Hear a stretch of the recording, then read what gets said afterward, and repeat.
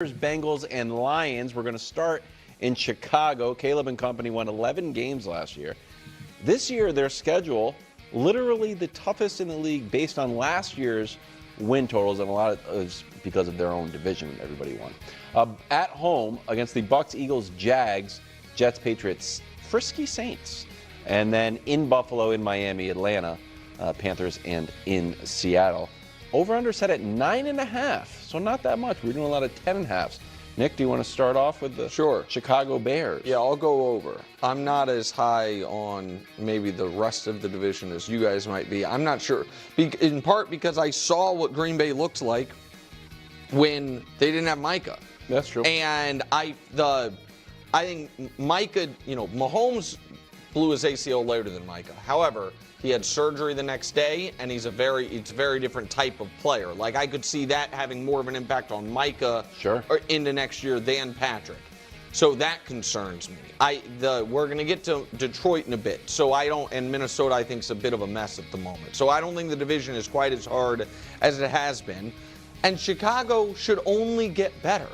They are a young team. It was the first year of Caleb and Ben Johnson, and we saw them get better over the course of the year. Final 10 games of the year, Caleb had 18 touchdowns, 3 interceptions.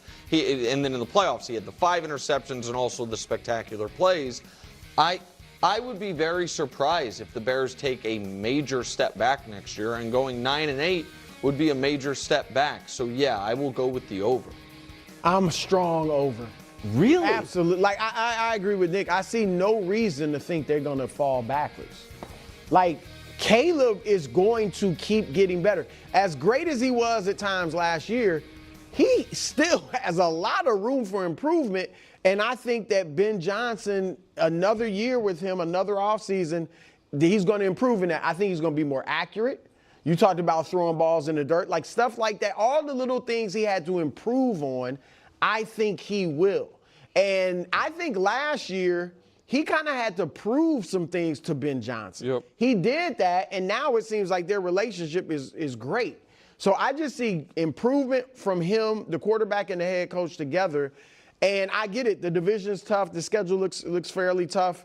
But I think they're a legitimate NFC championship contender. They're a legitimate Super Bowl contender. And I don't just mean that in the NFC sense. I'm talking about genuinely being in the conversation for the whole thing.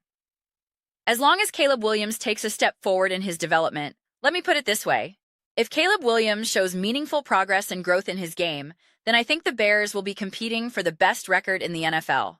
They'll be in that conversation to essentially be the best team in the league. Now, I never like to make statements like that casually. I don't like throwing around best team labels, especially in February during the dead of the offseason. Even during the regular season, I try my hardest not to just come out and declare that a team is definitively the best. I always try to frame things as one of the best or a top team. I don't like putting that kind of definitive framing around anything unless it's something I truly feel 1000% confident in. And I'm certainly not going to make that kind of claim right now in February. That's just not something I'm willing to do. But yeah, listen, some of the schedule could be tough. Who knows what the Eagles are going to look like next season? Who knows if the Saints are able to take steps forward with their roster and coaching?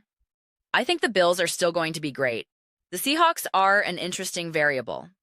When I'm removing the divisional games from consideration, honestly, the NFC North always provides some pretty awesome, pretty wild games. So I could sit here and say, well, I think they're going to beat the Vikings. But I don't really know, man. Look at how those division games played out last year. You should have beaten the Lions, or the Lions should have beaten you. And then the opposite happened. So you just never know with divisional matchups. Same thing with the Packers. I mean, are you kidding me? Those were some of the craziest, most exciting games we've seen in years, both in the regular season and the playoffs. The NFC North is just the definition of unpredictable. I am anticipating them beating the Buccaneers. But again, we'll see how good the Eagles are this coming season. That should be a competitive game. Same thing with the Jaguars. The Jets, I'm pretty sure they'll take care of business. The Patriots, again, I think that'll be a competitive game as they continue to rebuild. It'll be interesting to watch. The Saints could take a step forward, but the Bears should still be ahead of them in the pecking order. The Bears should undeniably be a better team than New Orleans at this point. The Bills, again, could be a very competitive game. Against the Dolphins and the Falcons, The Falcons are a question mark team for me because I don't know what they're doing at the quarterback position. If they don't get that settled, I like the Bears in that matchup. And as much as I'm excited about the Panthers taking some steps forward under their new direction, I think the Bears are still ahead of them in the development curve.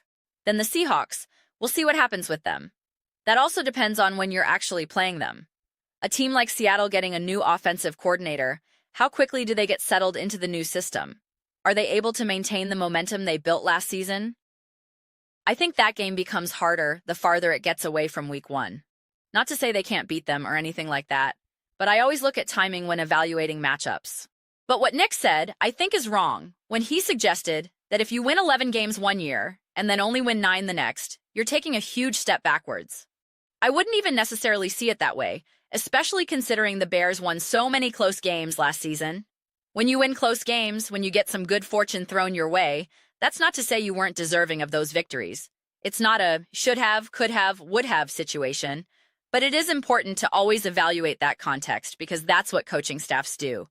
That's what great players do. And there were games that the Bears absolutely positively could have and probably should have lost based on how the action unfolded. But they didn't lose them. They found ways to win, and they deserve credit for that. I'm not taking any victories away from them. But you could make a legitimate argument that this was actually closer to a 9-win team that, based on their potential and some fortunate bounces, was able to pull off 10 or 11 wins, especially now factoring in playoff success as well. I mean, they probably should have lost to the Packers in the regular season and in the playoffs. That's just the way I see it. But that doesn't take away from the greatness that the Bears displayed in those moments either. So I think even if they now have a more legitimate, bona fide 10 or 11 win season, again, I'm not getting too hung up on the actual number itself. I still see that as them taking more of a step forward. I just think that as long as Caleb Williams is more accurate, as long as he continues to develop and evolve under Ben Johnson, a team like this already has 9 or 10 wins baked into their floor. And this is what's interesting. I should look this up to confirm, but I think all the top teams have their over-unders set at 10.5 right now. So when you're labeled at 9.5, while everyone else who's anticipated to win their division and be a Super Bowl contender is sitting at 10.5, you're just one notch under them. I think the Cowboys are at 8.5, right? So you've got Tier 1, Tier 2, Tier 3. And that's where the Bears are currently positioned. That's why I really do put it squarely on the shoulders of Caleb Williams. If Caleb Williams actually can solidify himself as a top quarterback in this league, then I think he gets the boost that the Bills have with Josh Allen, that the Ravens have with Lamar Jackson, that the Chiefs have with Patrick Mahomes. The one remaining question mark is not how great can Caleb be. We've seen glimpses of that. The question is, how consistently great can Caleb be? That's what it all comes down to. I bang this drum all the time. What truly makes someone elite? What truly makes someone special? It's not their peak performance. It's not how high they can achieve on their best day. It's how consistently can you play at that high level. There are backup quarterbacks in this league who can hit some of the highest notes occasionally. Jake Browning can have moments in some games where you're like, whoa, that was a heck of a throw. That was a heck of a play. But he can't consistently do anything anywhere close to that level. Caleb Williams has shown us some absolutely mind-boggling moments. Spectacular, breathtaking moments where I'm just sitting there thinking, what did I just witness? But the next step is about consistency. If he elevates his consistency, then it's a wrap for the rest of the league. But those are just my thoughts. I'd absolutely love to hear yours. What do you guys all think about the Chicago Bears and their win total set at 9.5? Do you think it's fair that they're technically valued under the true top teams? Do you think it makes sense considering how things have unfolded over the past season? Do you think Caleb and the Bears will be able to solidify themselves as a legit top contender in the NFC? Let me know your thoughts. I read every single comment. So whether you agree with me or disagree with me, either way, let's get some discussions going. Let's get into some debates. But ultimately, let's just have some fun with it. And please do consider subscribing to the channel. We're building an amazing community here, and I absolutely love seeing you be a part of it. I want to build something that we all genuinely feel connected to, something that we're really excited to be part of. I think we're well on our way to doing that. Please don't forget to give this video a thumbs up. It really does help with visibility and the algorithm. Thank you so much.